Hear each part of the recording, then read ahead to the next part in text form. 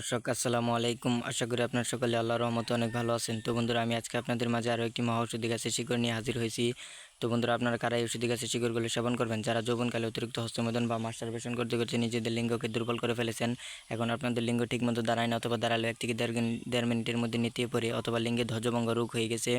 তো বন্ধুরা, এই রোগটি কিন্তু অনেকেরই হয়ে যাচ্ছে। তো বন্ধুরা, আপনাদের যাদের ধ্বজভঙ্গ রোগ হয়ে গেছে তাদের জন্য আজকের এই মহা ঔষধি গাছের শিকড়টি।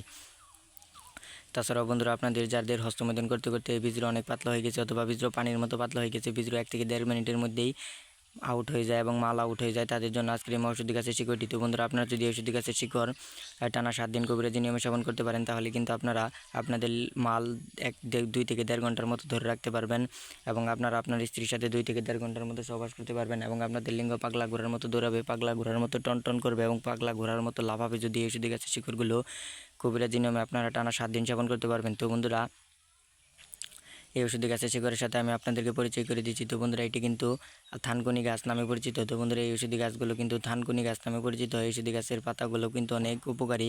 তো বন্ধুরা, এই ওষুধি গাছের শিকড় আপনারা কোথায় পাবেন? এই ওষুধি গাছের শিকড় আপনার রাস্তাঘাট অথবা পতিত ক্ষেত অথবা বন জঙ্গলে পেয়ে যাবেন। তো বন্ধুরা, এই ওষুধি গাছের শিকড় কিন্তু অবশ্যই আপনাকে